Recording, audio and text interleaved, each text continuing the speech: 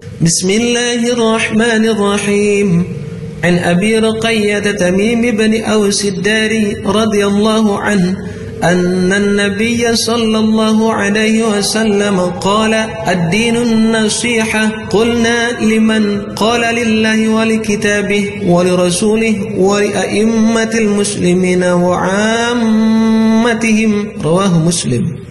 Abu Ruqayyah Tamim bin Aus Ad-Dari radhiyallahu an, sesungguhnya Nabi Muhammad sallallahu alaihi wasallam telah bersabda, agama itu adalah nasihat. Kami bertanya, untuk siapa ya Rasulullah? Sabdanya, bagi Allah, kitabnya, Rasulnya, imam-imam kaum muslimin, dan bagi muslim umumnya. Diriwayatkan oleh Imam Muslim.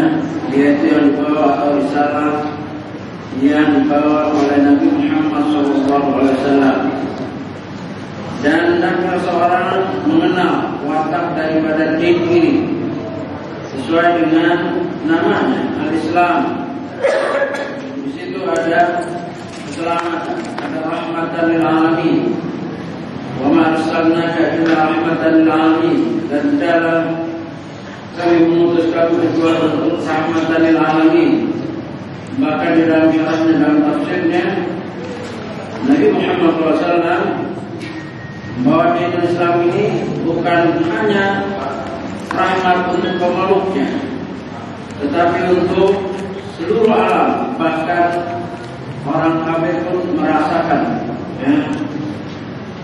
merasakan kebaikan Islam. Kita bisa lihat dalam sejarah tentang Masjidil Aqsa. Dahulu pernah dikuasai oleh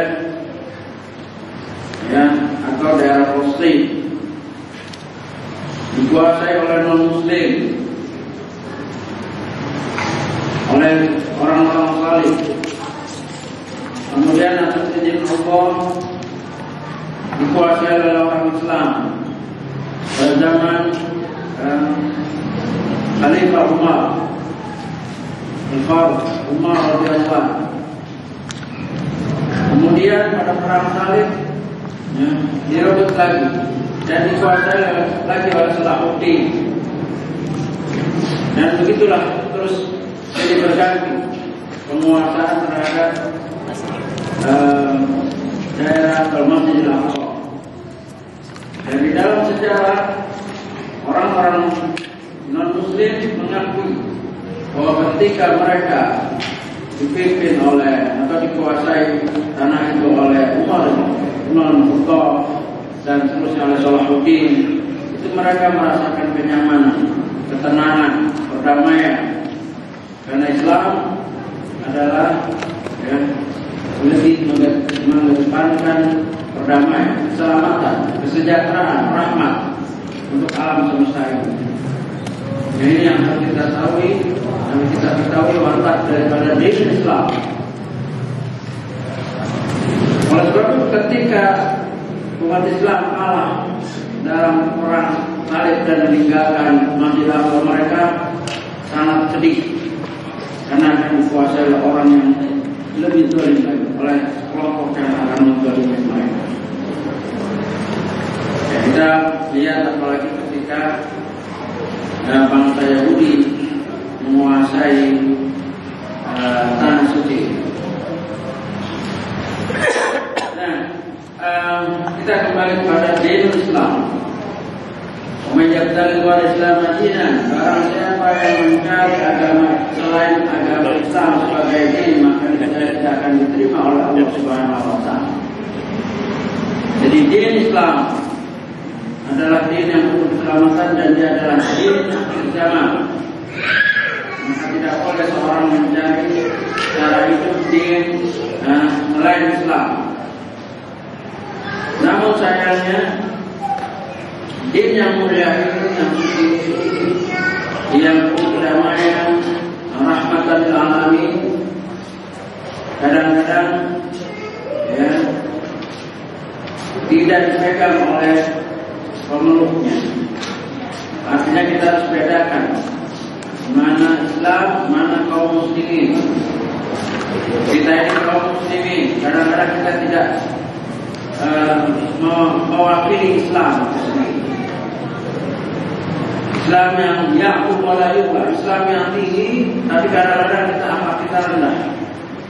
Islam yang mulia, tapi kadang-kadang kita menghinakan diri kita.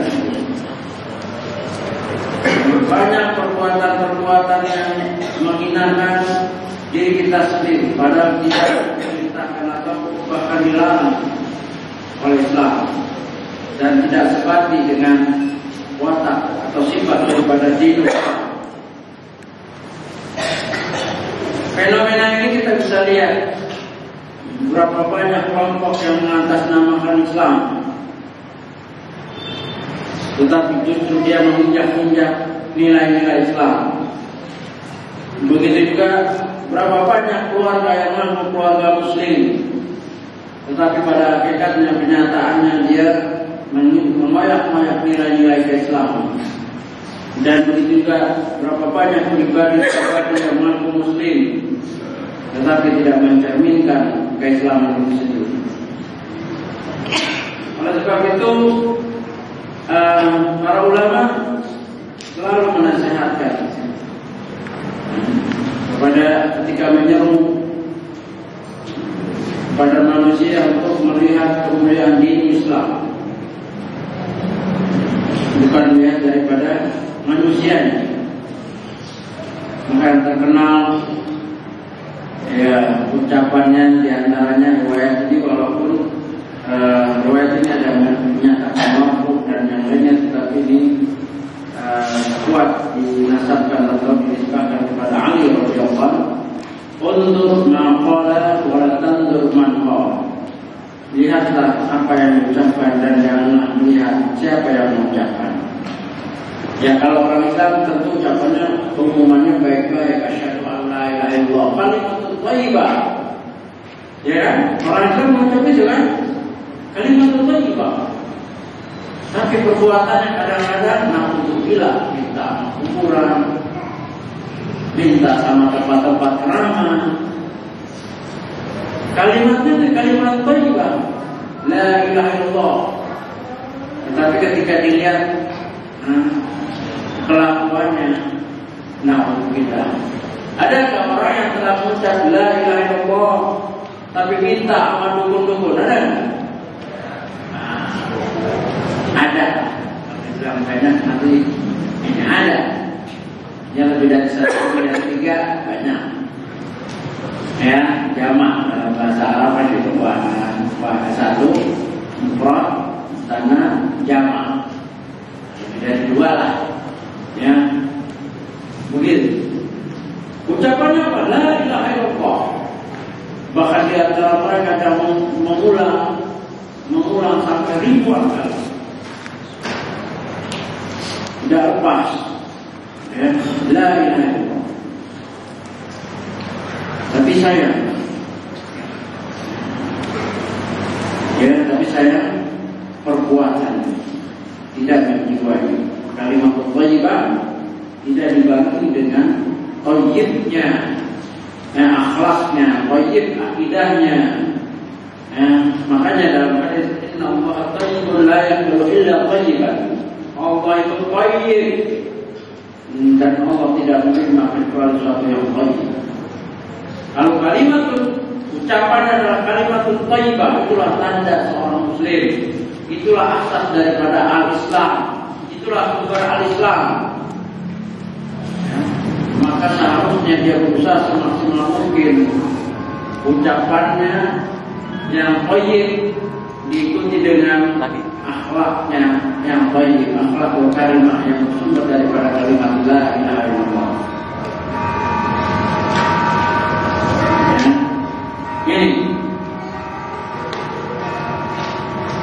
Islam dikaitkan dengan dalam hadis lain Muslim al-muslimuna man salimal muslimuna min lisani wa yadi. Orang muslim adalah orang yang selamat orang lain dari lisan dan tangannya. Aman. Muslim yang lain itu aman dari lisan dan tangannya. Itu ciri orang muslim. Ya, kalau ada orang mengaku dia memperjuangkan Islam, tapi yang dia bantai orang Islam, Islam yang mana? Bahkan yang disembelih itu orang Islam, orang yang telah bersyahadat, karena gara-gara nggak mau ikut kelompoknya, disembelih, dibunuh, bahkan diajak bunuh. Bayangkan apakah mereka tidak membaca risalah sejarah Nabi SAW, bagaimana Rasulullah menyeru orang kafir. Ini sering dibawakan oleh para asatidz, dibawakan oleh para ustaz-ustaz tentang bagaimana lembutnya Rasulullah menulis surat menyeru. Ya, di antaranya surat-surat kepada Raja Rum, Heraklius atau Herakal. Coba mana ada ancaman kamu bunuh ini, ya. Tapi orang-orang sekarang yang mengaku punya khalifah, mengaku membawa Islam, mengaku benderanya juga bendera Islam, tapi kalau macam Islam, saya dapat SMS berapa kali, saudara dan istri saudara kalau nggak mampu pernah, saudara dalam waktu sekian ini kalau nggak kami bunuh. Apa yang ini? Mungkin kan di bahan ada yang mau saya baca begitu mendakwakan Islam. Katanya, contohnya, laqad kana lakum fi Rasulillahi uswatun hasanah. Sungguh telah ada pada diri suri tauladan. Telah ada terusan. Kok mengajaknya begitu? Menerangkan, ngancam, bunuh, ya. Coba baca sejarah Nabi kepada Heraklius, non-Muslim, Raja Alkitab. Gak ada di situ kata bunuh. Nah, disayangkan kalau orang mengajak Islam, berbendera Islam, berbendera kalimat thayyibah, tapi ajakannya seperti itu. Bentar-bentar bunuh, bentar-bentar halal dan haram. Iya. Apa yang Nabi SAW serukan? Bismillahirrahmanirrahim. Muhammad bin Abdullah ila azimur rum. Assalamualaikum wa man ihtada huda. Wa inni ad'uka bid'ayatil Islam. Aslim taslam. Yu'tika Allah ajraka marratain. Wa in tawallaita fa'alaika ismi irisiyin. Coba mana ada buku ini ala qawun. Bismillahirrahmanirrahim dari Muhammad bin Abdullah kepada azimir Rum. Diakui keagungannya untuk bangsa Rum, untuk kita. Di sini Nabi menyatakan bahwa apabila ada satu tokoh dikagumi oleh kaumnya, jangan direndahkan. Walaupun mungkin karena dia kafir rendah bagi kita, karena ketinggian adalah dari ketakwaan. Tapi bukan langsung kita rendah, karena nanti kaumnya. Coba bahasa ila azimir Rum itu dibahas oleh Al-Qalani dalam Fathul Bari indah sekali. Dalam jilid 1 awal-awal Hidayatul Wahid. Ila azimir Rum, orang yang diagungkan oleh Rum, pembesar Rum. Begitu.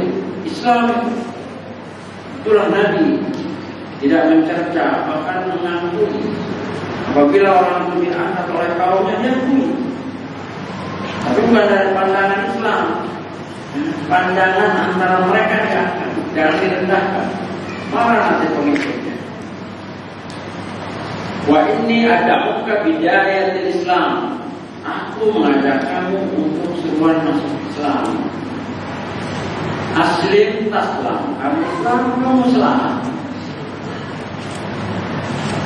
Yu'tika Allah ajraka marratain. Yu'tika Allah ajraka marratain. Allah akan memberi kamu balasan 2 kali lipat.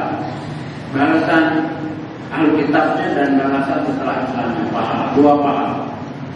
Fa in tawallaita, kalau kamu berpaling, fa'alaika ismi irjiin. Kamu akan menanggung dosa rakyat kamu. Bagi baca ayatnya.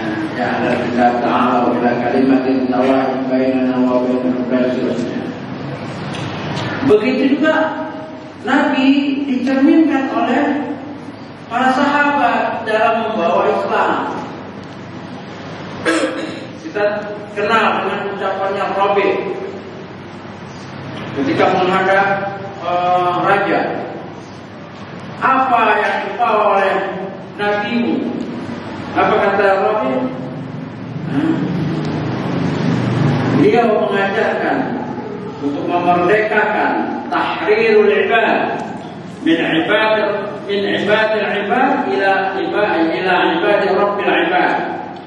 Memerdekakan manusia dari berhamba kepada manusia, berhamba kepada hanya kepada Rabbnya manusia, Rabbil ibad. Kenapa? Sebelum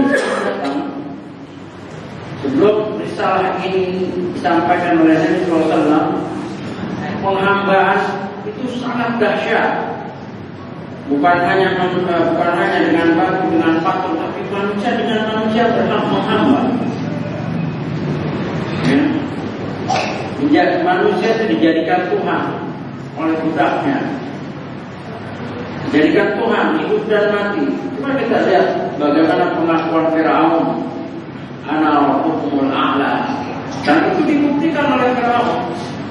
Bukan hanya pengakuan, terus yang lain itu takut sekali itu. Ya. Begitu juga raja-raja lain. Nah, Islam datang, dinul Islam mempunyai watak tadi, ya, selain dari kalimat thayyibah, ya, dan dia itu penuh kedamaian, penghargaan kepada manusia yang diajaknya, dan juga pembebasan dari segala jenis penghambaan, hanya penghambaan kepada Allah Subhanahu wa Ta'ala. Ini kaidah Islam yang belum bisa dirasakan oleh sebagian orang yang mengaku Islam, sehingga dia sudah bersyahadat, KTP-nya sudah, ya, tapi stres, depresi. Kenapa? Karena banyak yang dia takuti. Takut ini, takut itu, takut ini, ya. Padahal wala takhafuhum wa khafuni. Jangan kamu takut kepada mereka, syaitan-syaitan dan pocong-pocongnya. Takutlah kamu hanya kepada kita. Nah, di dalam bab khauf masuk. Ya. Terus banyak orang berharap kepada selain Allah sehingga kecewa. Ini juga bagian daripada Islam. Raja, "Faman kana yarju liqa rabbih falyamal 'amalan shalihan wa la yusyrik bi ibadati rabbih ahada." Seharusnya begitu. Tapi banyak manusia yang telah mengaku Islam tapi harapannya diserahkan kepada selain Allah, sehingga yang datang adalah kecewaan. Kecewa begitu kecewaan. Seorang istri mengharap sangat dengan suaminya, akhirnya kecewa. Dia pengen suami itu setia semati. Ya, waktu susah setia. Ya, setengah dikit, ya, maaf saja. Nah, kecewa. Andainya dia hanya berharap kepada Allah, dia sudah siap mental suatu saat. Ternyata yang diharap tidak mendatangkan harapan. Berapa banyak orang tua kecewa dengan anak-anaknya, ya, yang dia ingin anaknya itu jadi begini-begini, ternyata setelah besar, ya, mengabaikannya, tidak menjalankan planningnya dan seterusnya, arahannya banyak. Tetapi seorang tidak akan kecewa kalau dia hanya berharap kepada Allah. Raja, ini bagian daripada akhlak seorang muslim kepada Allah Subhanahu wa Ta'ala, cerminan daripada orang yang berdiri Islam. Jadi harapan yang pertama kepada Allah, adapun harapan kepada makhluk sekedar saja. Artinya apa? Siap-siap kecewa. Dan kalau dia mengharap kepada Allah, dia tidak akan kecewa. Kenapa?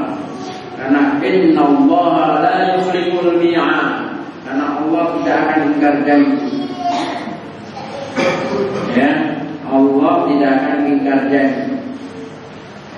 Kalau manusia makhluk susah dipegang. Jadi bicara ini besok lain lagi. Ya. Kalau kita itu kejauhan kita dengan makhluk itu banyak. Maka salah kalau kita menempatkan rojak kita kepada makhluk. Begitu juga Islam, itu ada mahabbah. Di Islam mempunyai watak, ada kecintaan, menanamkan kecintaan. Al-Islam jangan dibawa. Bayangkan satu kaum yang tadinya berperang begitu menerima Islam menjadi damai. Dan ditanamkan kecintaan satu dengan yang lainnya. Seperti kita bahas semua hadis-hadisnya, di antaranya la yu'minu ahadukum hatta yuhibba li akhihi ma yuhibbu li nafsihi. Islam. Ini watak din Islam. kasih sayang yang diklaim oleh agama lain. Padahal di dalam Islam ada kasih sayang. Tidak sempurna iman seseorang sebelum dia mencintai apa yang baik untuk saudaranya sebagaimana baik untuk dirinya.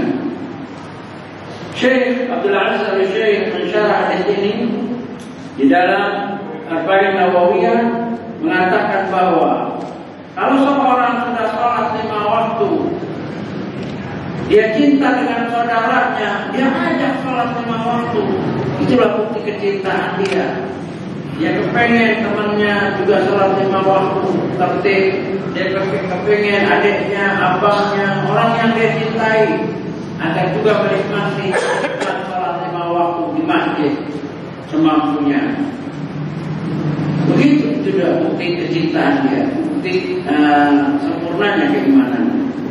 Bukan nafsi-nafsi, bukan individualis, yang penting saya selamat, terserah yang lain. Mau sholat, mau enggak, atau masing-masing akan ditanya. Tidak begitu Islam. Islam mengajarkan kita itu perhatian satu dengan yang lain, saling mencintai. Saling mencintai. Tadi la yu'minu ahadukum hatta yuhibba li akhihi ma yuhibbu li nafsihi. Dalam segi apa? Terutama dalam segi yang paling penting untuk kehidupan manusia. Terutama misalnya akidah, dia telah memahami akidah yang benar, tauhid yang benar, dia kepengen yang lain juga seperti dia aja, semampu dia. Kalau dia nggak mampu, dia berikan fasilitasnya buku, gitu. Buku tentang akidah, tentang tauhid, dia nggak mampu menyampaikannya, kasih hadiahkan. Dalam adabul mufrad, tahabbu, saling cintalah kamu, saling kasih sayang, saling memberi hadiah. Walaupun kecil, buku saku tentang tauhid, menyampaikan kan susah. Harus hafal, kalau ini ditanya mau alam terus. Mendingan kasih. Kalau ini gimana? Ikut aja Pak, pengajian atau atau Bang atau Mas. Saya cuma ngasih.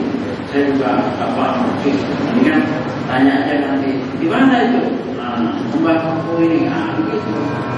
Dia baca, dia gak paham, kita juga gak berani jawab. Kasih, ajak.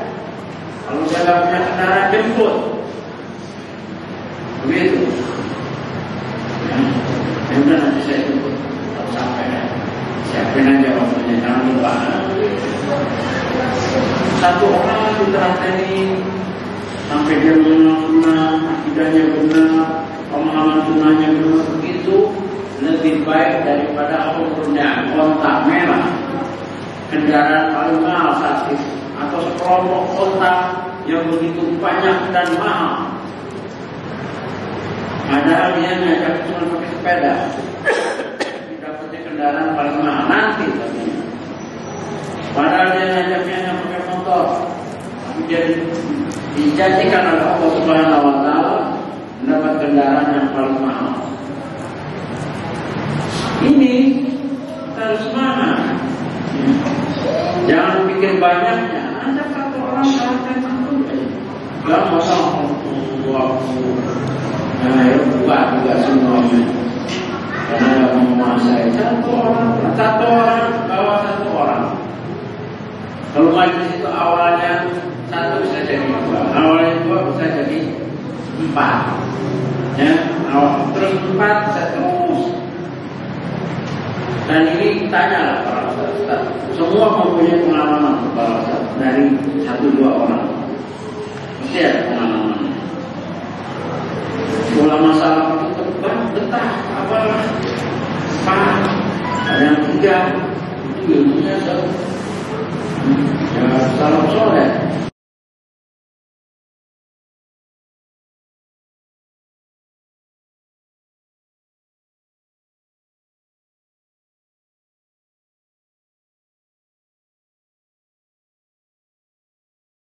Terus kita untuk generasi kita, saudara kita. Kenapa? Karena ada orang yang memperjuangkan nama Islam tapi bengis, sadis. Assalamualaikum. Kacau. casingnya sama, nggak jauh. Nah, kami kita bukan kelompok, kelompoknya. Saya pernah, dan 2002 saya balik dari Australia. Di sana kita, ini orang Melayu itu asal paling tadi jaraknya orang Islam, jadi kangen gitu. Ya, wah, makanya orang Filipina. Ya, tapi kalau orang Melayu, orang Indonesia, orang Malaysia, udah akrab. Ketemu di mall, assalamualaikum, sama. Nggak kenal, nggak Jawa. Udah lama kan ninggalin Indonesia. Jadi pikir seperti itu. Ya, ke mall, ada orang casingnya sama persis. Jadinya pakai ini, wah senang. Assalamualaikum. Assalamualaikum. Udah bapak saya kasih jawab. Casingnya udah sama. Ngasih jalan. Kasih jawab. Begini.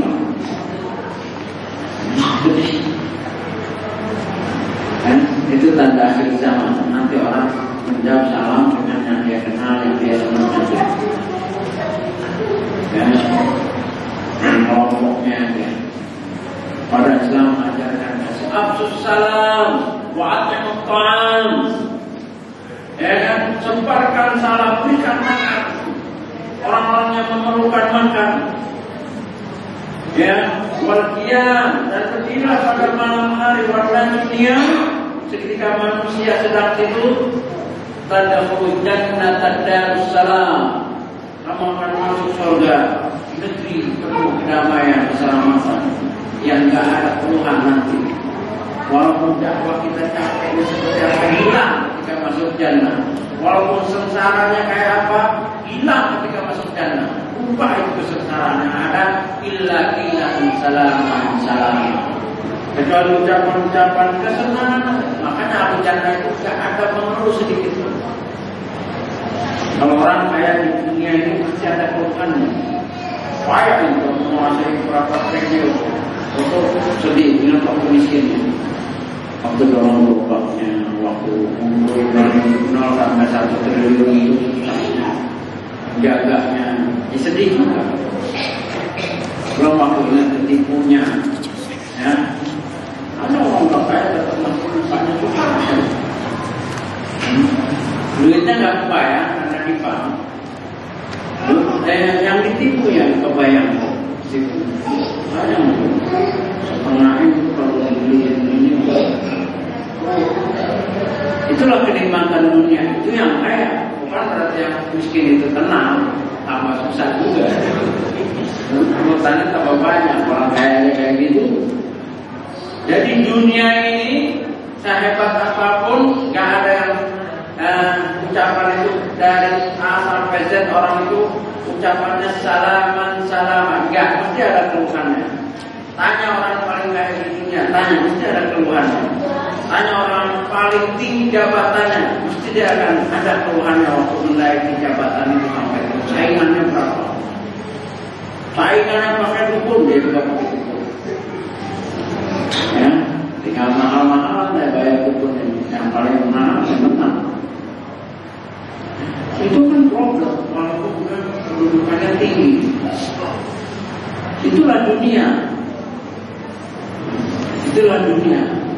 Padahal ada tempat yang itu darussalam. Syaratnya kata Nabi SAW, afsus salam. Sebarkan. Islam itu menyebarkan salam. Salam. Sekarang itu sudah kurang. Beda konteks aja kan masalah. Konteks lain. Nanti lama-lama beda RT. Beda komplek, beda RW, beda masalah. Beda RT. Ya, parah kalau berbeda RT nggak masalah. Padahal kecil-kecilnya sama. Nah ini bisa dirasakan kalau kedua, karena kita ingin berkumpul dengan orang Islam. Jadi yang mengirim kita salam dan ternyata dia Islam jawab senang betul. Assalamualaikum, berada. Waalaikumsalam. Gak pernah ada yang lain, ya. Mungkin kita karena udah kebanyakan jadi bosan. Ya. Bosan salam. Ya. Nggak gitu.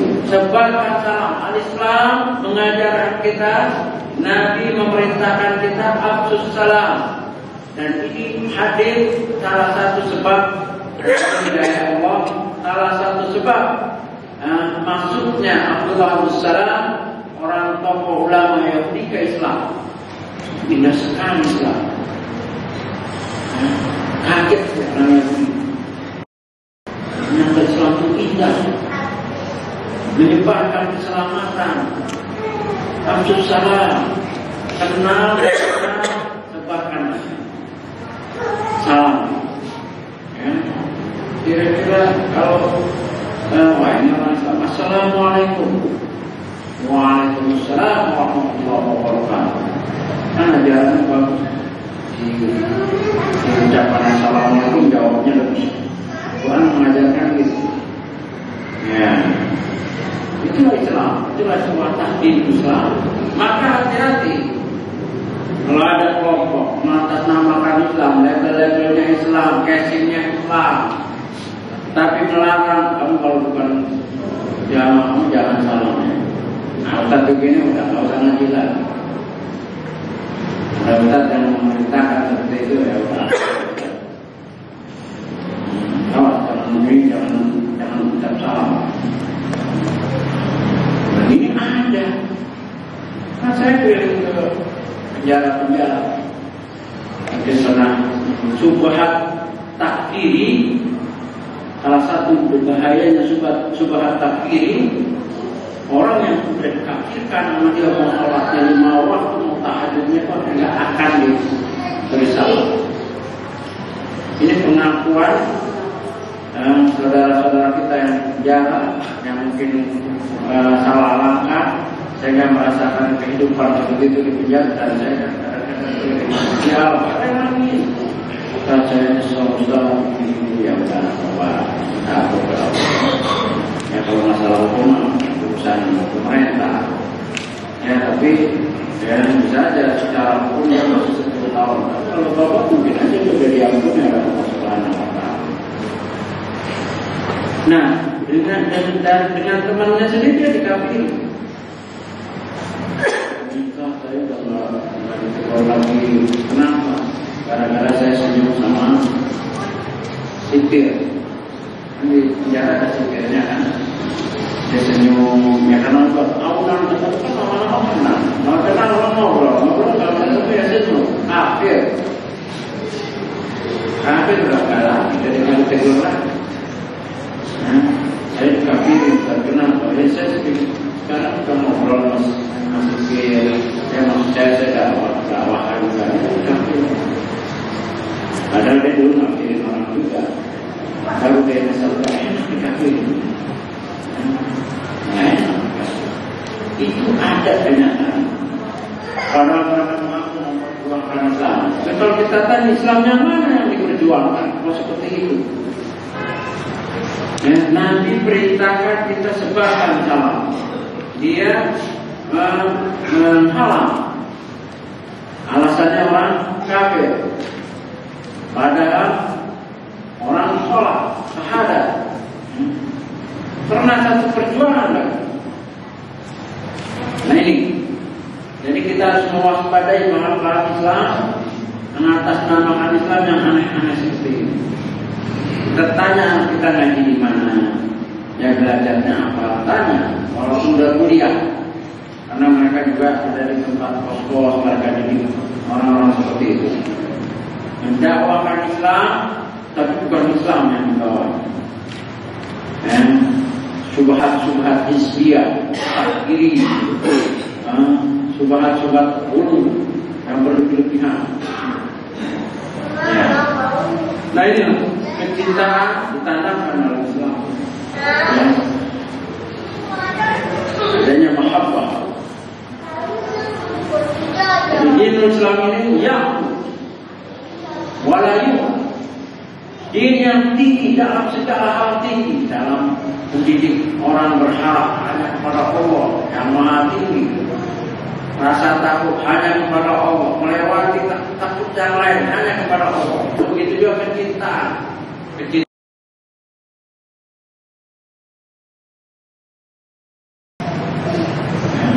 Nah, inilah kita kenal din Islam yang secara tafsir, jangan hanya namanya, apalagi dengan singkatan-singkatan yang tidak ada dalilnya. Saya dari kecil itu menghafal Islam, apa itu bisa subuh, lohor, maghrib, Islam. Singkatan itu mah. Lalu lohor bahasa Arab mana ada lohor? Subuh. Nah, dan kali ini mungkin tidak habis bisa langsung selesai. Kalau mau tanya jawab sekarang saya jawab punya. Dan terus ya silakan Pak. Assalamualaikum warahmatullahi wabarakatuh. Mengenai masalah kewajiban berbuat apakah sama dengan kewajiban zakat setelah kami simpanan saya akan emas 85 gram. Ya. Di dalam tafsir Fasholli li rabbika wanhar, salatlah kamu kepada Rabb kamu untuk Rabb kamu dan berkorbanlah.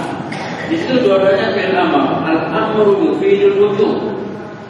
Fi'il amr berfaedah wajib.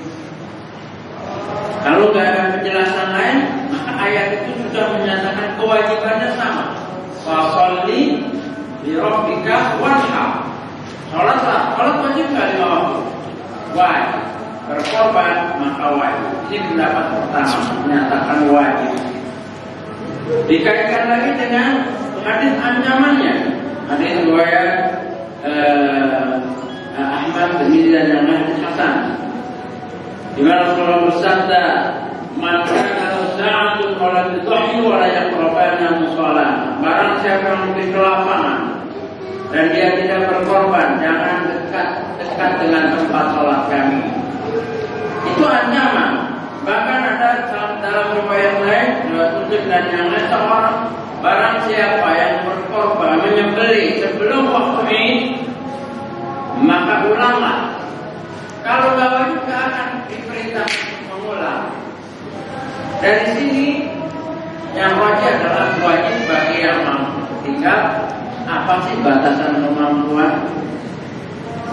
Apakah batasan kemampuan sama dengan batasnya kemampuan zakat, yaitu 85 gram emas pada saat itu dia punya, maka dia dianggap mampu? Ada yang menyatakan tidak.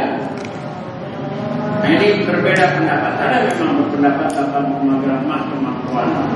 Ada yang menyatakan diantaranya Syekh Abdul Bassar di dalam syarahnya Bulughul Maram menyatakan tidak. Kemampuan pada saat itu dia mencukupi anak istrinya makan selama 24 jam bisa makan 3 kali semua anak istrinya, dan ada lebih lagi untuk beli hewan yang paling murah tapi penuh syarat, itu dianggap mampu.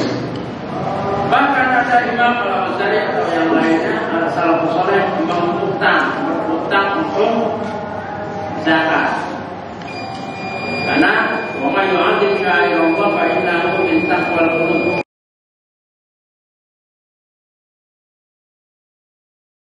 Hati, ya. Jadi yang wajib adalah wajib bagi yang mampu, dan kemampuannya adalah dia mempunyai kelebihan pada saat itu, selain istrinya udah cukup, obatnya cukup, buat sekolahnya cukup, ya. Masih ada buat beli kambing yang paling murah tapi penuh syarat, yang A misalnya. Ya udah, itu udah kena. Udah kan? Kalau 85 berapa banyak mustahilnya tadi daripada yang berkorban. Ya. Begitu, wallahu a'lam. Coba ya. Kadang-kadang. Banyak ini ya. Saya. Kamu ada dulu.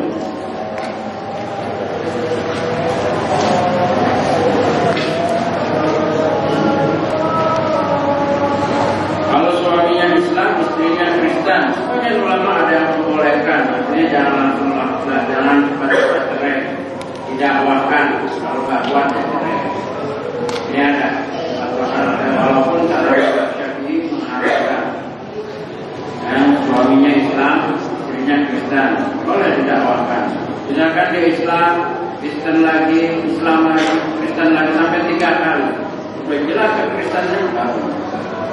Ya, boleh.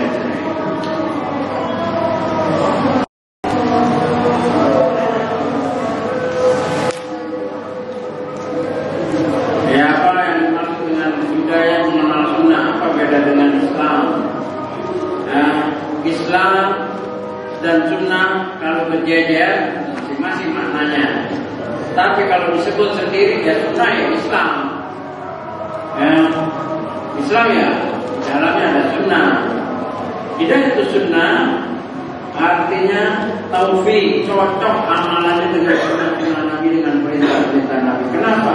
Ada manusia yang beramal semaunya, ikut perasaannya, ikut kakeknya, ikut nenek moyangnya, ikut tetangganya, ikut gurunya, enggak ilmiah ada.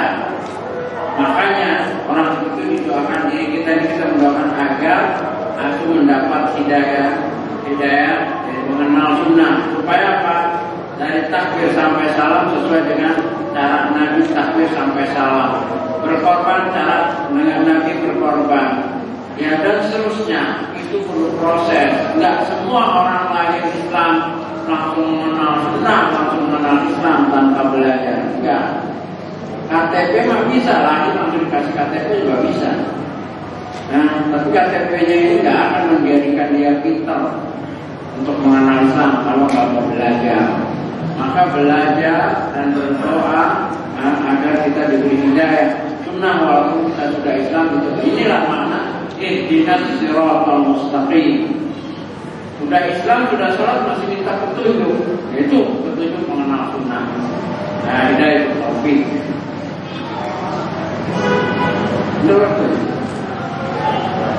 Kalau mana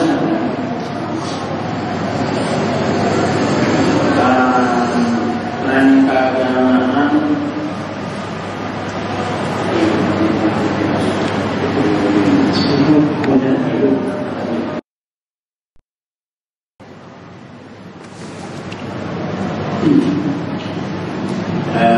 ini ada dua pertanyaan, kita selesaikan dulu, habis itu salat sambil nunggu yang dulu ya. Ustaz, kantor anak mengadakan training keagamaan penyelenggaranya Komisi 13 Raja Wahyudin. Bagaimana sikap anak? Harus ikut program kantor ini atau tidak? Infokan ya anak yang ikut bagus banget, ikut aja. Bang Wahyudin ini saya kenal dari tahun 80-an waktu STM kelas 1. Dia adalah dulu pernah pembina Arena Remaja Islam Setiabudi Karet. Gabung antara anak karet dengan Setiabudi. Jadi dia abang Abi dulu. Memang pintar orang ini, dia juga melaut gitu. Tapi akhir-akhir dia ikut Torekot Abah Anom Naksabandia. Terakhir saya dikunjungi ketika kita diskusi. Ya ini kalau mau ikut dia ya siap-siap, jadi nanti Torekot. Ya bicaranya dalam masalah hati, tentang hati. Jadi cara ibadahnya yaitu Torekot Abah Anom Naksabandia. Paham kan ya? Jadi kalau itu memang bagus untuk orang yang suka Torekot. Tapi kalau untuk orang yang mengikut Nabi Sallallahu Alaihi Wasallam, Torekotnya Nabi yang bagus. Maka kata yang tidak boleh seorang untuk Torekot kecuali Torekot Muhammad Sallallahu Alaihi Wasallam. Itu yang paling bagus, paling benar. Ya, kalau Torekot yang lain silahkan. Ya, bagus menurut mereka. Saya kenal ini orangnya. Ya, Allah. Ya sebaiknya jangan ikut, karena nanti akan diminta pertanggungjawabannya. Dan apa sih istilah bagus? Yang dalam Islam bukan bagus atau tidak bagus, bukan enak atau enggak enak, selera atau tidak selera. Dalam Islam kalau dalam keilmiahan, maqalullah, maqalan nabi, maqalan sahabat, itulah ilmiah. Ya, itulah nilai. Ya, saya rasa itu saja. Allah